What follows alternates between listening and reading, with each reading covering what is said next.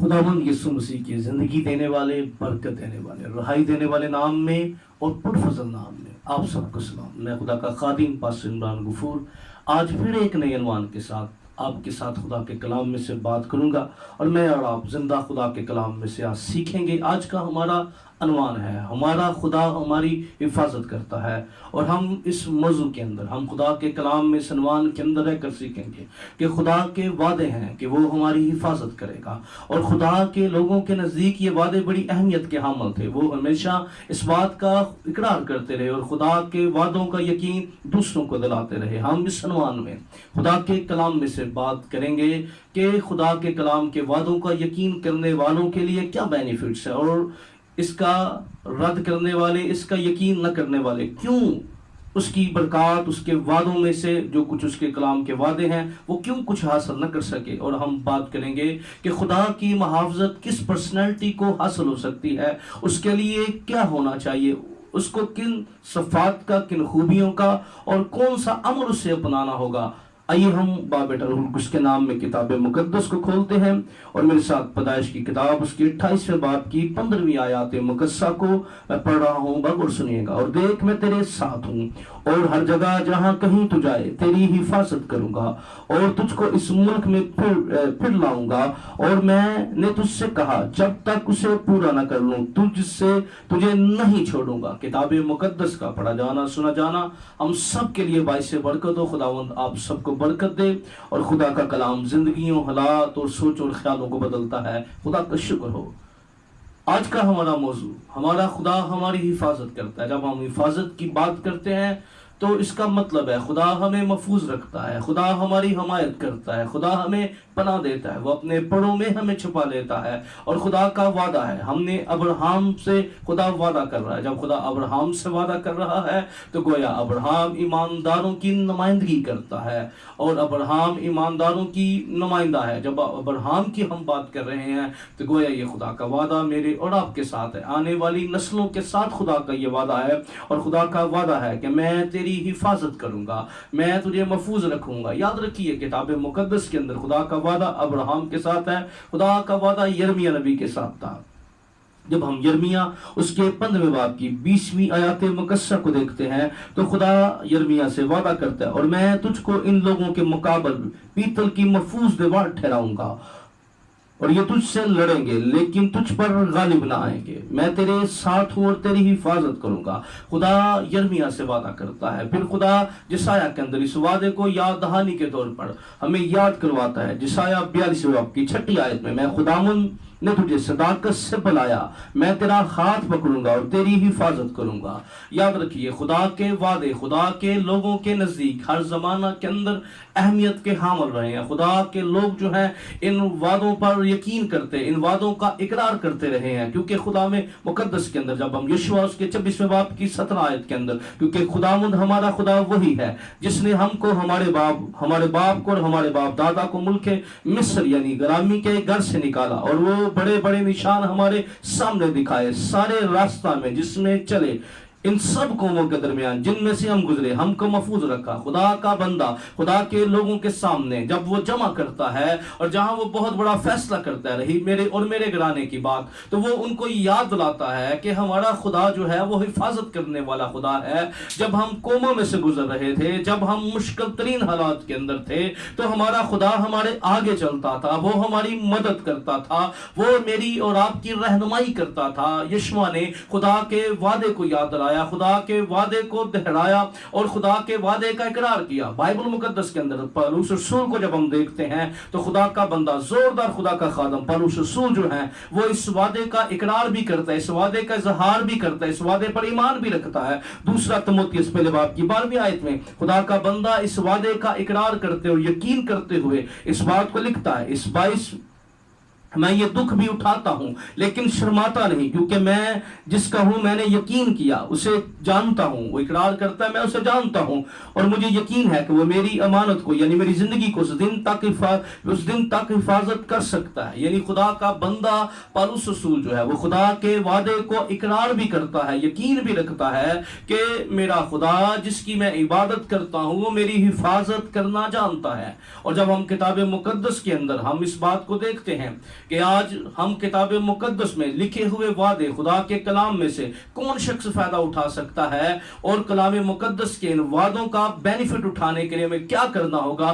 عبرانیوں چوتھے باب کی 2 آیت کے اندر خدا کا بندہ پالوس رسول جو ہے وہ اسرائیل کی حالت کو ان کے سامنے رکھتا ہے، اور اسرائیل کی حالت کو جب ان کے سامنے رکھتا ہے تو وہ ان کو بتاتا ہے کہ خوشخبری کا جو پیغام ان کو سنایا گیا تھا وہ فائدہ نہ اٹھا سکے، کیونکہ جب ہم عبرانیوں چوتھے باب کی 2 آیات مقدسہ کو دیکھتے ہیں تو خدا کے کلام میں لکھا کیونکہ ہمیں بھی انہی کی طرح خوشخبری سنائی گئی، لیکن سنے ہوئے کلام نے ان کو اس لیے کچھ فائدہ نہ دیا، یعنی ان کو خوشخبری سنائی گئی، کلام ان کو سنایا گیا، خدا کی باتیں ان کو سنائی گئی، خدا کے وعدے ان کو سنائے گئے، لیکن وہ خوشخبری جو ان کو سنائی گئی تھی انہوں نے فائدہ نہ اٹھایا۔ خدا کا بندہ آگے بیان کرتا ہے، وجہ بیان کرتا ہے کہ اس لیے کچھ فائدہ نہ دیا کیونکہ سننے والوں کے دلوں میں ایمان کے ساتھ نہ بیٹھا۔ اب خدا کا بندہ بیان کرتا ہے کہ خدا کے وعدے تو ان کے ساتھ تھے، خدا کی حفاظت کے وعدے، خدا کی برکت کے وعدے،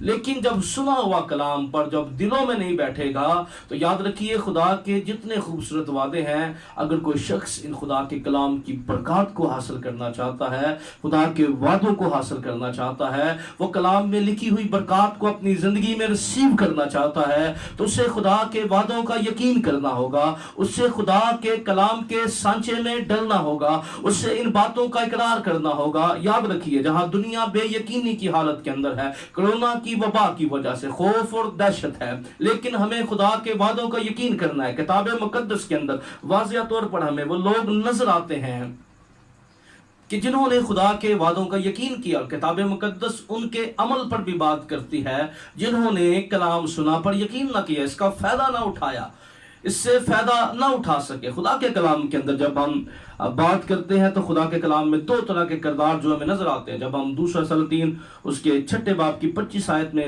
دیکھتے ہیں کہ آج جس طرح ہمارے ملک پاکستان کے حالات ہیں، پوری دنیا کے حالات ہیں، قحط ہوتا جا رہا ہے، ہر ایک چیز مہنگائی بڑھتی جا رہی ہے، ہر طرف خوف ہے، دہشت ہے، محدود ہو کر رہ گئے ہیں، ہم اپنے گھروں میں بند ہو کر رہ گئے ہیں، ہماری جو بارڈرز ہیں وہ بند پڑے ہوئے ہیں۔ اسی طرح سامریا کا جو پھاٹک تھا، اس کی حدود جو تھی وہ بند ہو گئی تھی۔ اس کی وجہ کیا تھی؟ دشمن کی فوجیں چڑھائی کر رہی تھیں، اور سامریا بند ہونے کی وجہ سے، آمد و رفت بند ہونے کی وجہ سے، اور جس کی وجہ سے بہت سے جو معاشی اور فائنینشلی نقصان تھے وہ منظر عام پر تھے۔ اور جب ہم دوسرا سلاطین 6 باب کی 25 آیت کو پڑھتے ہیں تو خدا کا کلام بیان کرتا ہے سامریا میں بڑا کال تھا اور وہ اسے گرے رہے، جہاں تک کہ گدھے کا سر جو ہے وہ چاندی کے 80 سکوں میں، اور کبوتر کی پیٹھ کا 1 چوتھائی پیمانہ چاندی کے 5 سکوں میں بکنے لگا۔ اس قدر حالات تھے کہ جو گدھے کا سر تھا وہ 80 سکوں میں بک رہا تھا، اور وہ پودا جو جس کے بارے میں لکھا ہے کبوتر کی پیٹھ، جو عام گھروں کے اندر لگایا جاتا تھا، جو آٹے میں ڈال کے اس کے لیے بغیر سالن کے جس سے بندہ روٹی کھا سکتا تھا، جو عام معمول چیز تھی، ہر گملے کے اندر لگا، جس گھر میں لگا ہوا تھا اس کے لیے بزنس کا ذریعہ بن گیا، کیونکہ کھانے کی اس قدر قلت تھی اور اس قدر قحط تھا۔ اور یہاں تک قحط تھا کہ جب بادشاہ دیوار سے گزرا تو ہمیں دوسرے سلاطین 6 باب کے اندر اس کی 25، 26، 27 آیت کو پڑھیں تو یہاں ملتا ہے کہ عورتیں اپنے بچے کھا رہی تھیں، اور اس قدر حالات خراب تھے، اس قدر حالات جو ہے وہ خطرناک کنڈیشن کے اوپر تھے۔ لیکن ان حالات کے اندر جہاں قحط تھا، جہاں چیزیں کی کمی تھی، جہاں خوف تھا، جہاں دہشت تھی، جہاں سب کچھ بند پڑا ہوا تھا، ان حالات کے اندر خدا کا بندہ کھڑا ہوتا ہے اور خدا کے کلام کو ریسیو کرتا ہے۔ میری مراد مرد خدا لشا سے، اگر آپ 7 باب کی پہلی آیت کو پڑھیں تو خدا کا کلام بیان کرتا ہے، تب لشا نے کہا خداوند کی بات سنو، یعنی متوجہ کیا، کہا خداوند کی بات سنو۔ خداوند یوں فرماتا ہے کہ کل اسی وقت کے قریب، یعنی جس وقت میں نبوت کر رہا ہوں، جس وقت میں بول رہا ہوں، کل اسی ٹائم، اسی وقت کے قریب جو ہے ایک کام کیا ہوگا۔ یہ وہ جس بات کو خدا کا بندہ بیان کر رہا ہے، سامریا کے پھاٹک پر ایک ہی مشکال میں 2 پیمانے جو بکے گا، یعنی ہر ایک چیز جو ہے معمول کے مطابق آ جائے گی، ہر ایک چیز اپنے پرانے ریٹ کے مطابق آ جائے گی، ہر ایک چیز جو ہے جو بند ہمیں نظر آ رہی ہے، خدا سب کچھ بہتر کرنے والا ہے۔ جب وہ یہ نبوت کر رہا تھا، یہ کلام بیان کر رہا تھا، تو وزیر خزانہ جس پر بادشاہ تکیہ کرتا تھا، جو بڑا، جس کی کیلکولیشن بڑی اچھی تھی، جس کا حساب کتاب بڑا اچھا تھا. کیونکہ کئی دفعہ جب ہم بہت دفعہ شاید بہت علم رکھنے کے بعد ہم خدا کے کلام کی باتوں پر یقین نہیں کرتے. ہم کئی دفعہ نیوز سن رہے ہوتے ہیں، کئی دفعہ ہم ARY سن رہے ہوتے ہیں، جیو سن رہے ہوتے ہیں اور کیلکولیشن کر رہے ہوتے ہیں، ہم حساب کتاب میں پڑے ہوتے ہیں کیا دنیا کے. لیکن یاد رکھیے ہمارا خدا حالات بدلنے کی قدرت رکھتا ہے.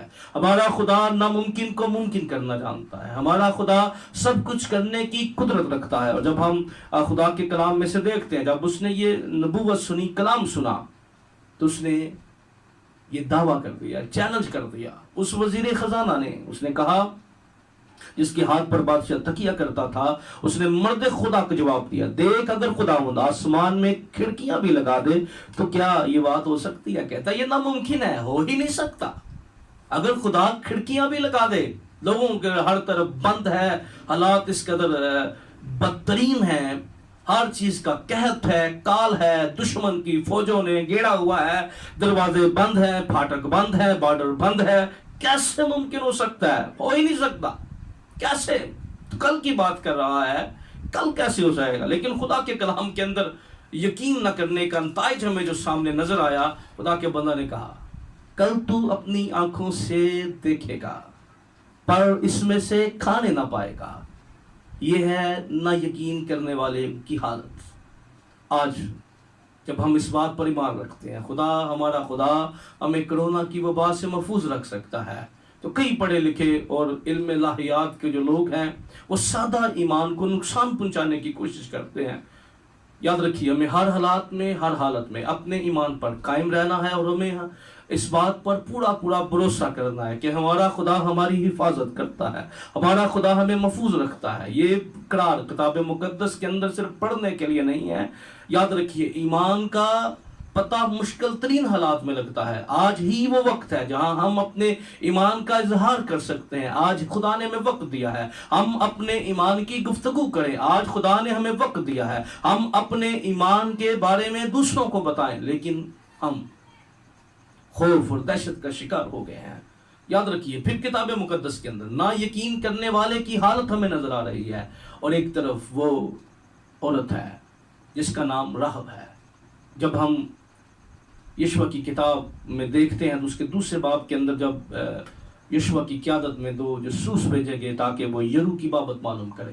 اور ہم بائبل مقدس کو پڑھنے والے جاننے والے جانتے ہیں کہ یرو کی ہسٹری کیا ہے. اس کے جو دیوار تھی، یرو کی دیوار، ان کو دیوار پر فخر تھا، ان کو دیوار پر ہمیں بھروسہ نظر آتا ہے. وہ موٹی چوڑی دیوار جس پر 2 رتھ جو ہیں ایک ٹائم میں ایک دوسرے کو اوورٹیک کر سکتے ہیں، اور راہب کا گھر بھی یہاں. لیکن دیکھیں راہب وہ غیر قوم سے ہے، لیکن اس نے سنا کہ اسرائیلیوں کا خدا قدرت والا خدا ہے. اس نے سنا کہ اسرائیلیوں کا خدا جو ہے وہ ان کی جنگ لڑتا ہے. اس نے سنا کہ اسرائیلیوں کا خدا جو ہے وہ ان کو فتح سے بڑھ کر غلبہ دیتا ہے. وہ ایسی قوم ہے جس کے سامنے کوئی بھی آ جاتا ہے ٹھہر نہیں سکتا. کیونکہ لوگ کہتے تھے ہم اسرائیلیوں سے تو جنگ کر سکتے ہیں پر ان کے خدا سے جنگ نہیں کوئی کر سکتا تھا، لوگ ہار جاتے. جب اس نے بتایا، ان جاسوسوں نے بتایا، اس نے رات کو پناہ دی اور اس نے یقین کر دیا. اس نے کہا کہ جب تم یرو کو فتح کرو تو میرے ساتھ وعدہ کرو، میرے ساتھ عہد کرو، میرے گھرانے کو محفوظ رکھو گے. اور ہم دیکھتے ہیں لال رسی جو ہے ہمیں پیدائش سے لے کر کوہ کلوری تک، گلگتہ کے مقام تک لے آتی ہے. اور یاد رکھیے یہ لال رسی یسوع مسیح کے خون کو واضح کرتی ہے کہ یسوع مسیح کا خون ہمیں محفوظ کرتا ہے. ہمارا یہ ایمان ہے اور ہم اس پر بلیو کرتے ہیں. بہت دفعہ ہم نے دیکھا کہ یسوع مسیح کے خون کی بات کرنے والوں کو کہا گیا یہ ویکسین نہیں ہے. تو بھائی آپ کی نزدیک میں یہ ویکسین نہیں ہے، ہم بھی ویکسین نہیں سمجھتے، ہم اس کو ویکسین سے زیادہ اہمیت دیتے ہیں. ہم یسوع کے خون پر بلیو کرتے ہیں، ہم یسوع مسیح کے خون پر ایمان رکھتے ہیں. ہم یسوع مسیح کے خون پر، کیونکہ جب ہم پاکیزہ لیتے ہیں، ہم اقرار کرتے ہیں کہ جو یسوع مسیح نے کہا جو میرا بدن کھاتا میرا لہو پیتا ہے فی الحقیقت زندہ رہے گا، ہم ایمان رکھتے ہیں کہ ہم محفوظ ہوتے ہیں، نہ صرف اس زندگی میں محفوظ ہوتے ہیں، کیونکہ دنیا کی کوئی ویکسین جو ہے وہ موت کے بعد آپ کو محفوظ نہیں کر سکتی، دنیا کی کوئی ویکسین جو ہے وہ آپ کو مردوں میں سے زندہ نہیں کر سکتی، پر یسوع مسیح کے خون پر ہمارا ایمان ہے۔ یسوع نے کہا تو میرا بدن کھاتا میں اسے پھر زندہ کروں گا، اس لیے ہمارا ایمان کہیں زیادہ ہے۔